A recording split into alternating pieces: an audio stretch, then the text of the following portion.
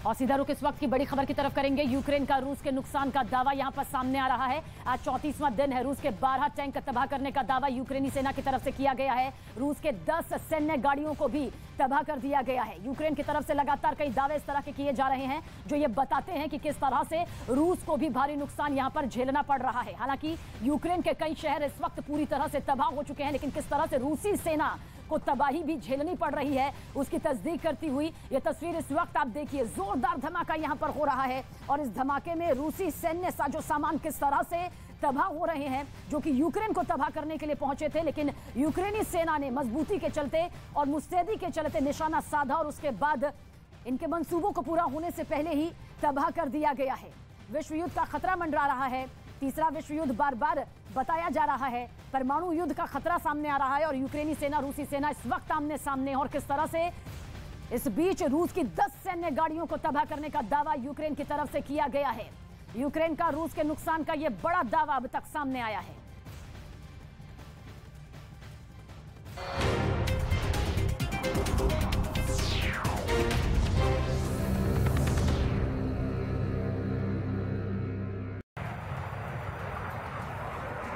और फिर रात में उसने यूक्रेन के हथियारों के एक गोदाम को निशाने पर ले लिया। रूसी पायलट ने हवा में ही टारगेट को लॉक किया और फिर उस पर मिसाइल छोड़ दी। पल भर में ही रूस की तरफ से दागी गई मिसाइल यूक्रेन के हथियारों के गोदाम तक पहुंच गई और उसके निशाने से टकराते ही वहां एक तेज धमाका हुआ। इसके बाद वहां आग और धुएं का एक गुबार छा गया। रूस ने दावा किया कि उसने यूक्रेन के हथियारों के गोदाम को पूरी तरह से ध्वस्त कर दिया। बताया गया कि वहां यूक्रेन की सेना ने हथियार और गोला बारूद का एक बड़ा भंडार जमा किया हुआ था। उधर यूक्रेन की राजधानी कीव में हुई जंग में दोनों सेनाओं को जबरदस्त नुकसान होने की आशंका जताई गई। वहां से आए एक वीडियो में सेना के कई टैंक तबाह दिखाई दिए, जिनमें कुछ यूक्रेन के थे तो कुछ रूस की फौज के। दावा किया गया कि कीव में लड़ी जा रही लड़ाई से दोनों ही सेनाओं को खासा नुकसान हुआ। वहां सड़क पर एक टैंक को तो जवानों ने आग के हवाले कर दिया, जिसके बाद उस पर कालिक की परत चढ़ी दिखी। वहीं इस लड़ाई में एक रॉकेट लॉन्चर की तो शक्ल ही बदल गई। वो जिस ट्रक से जुड़ा हुआ था उसे दूसरी तरफ के सैनिकों ने पूरी तरह बर्बाद कर दिया।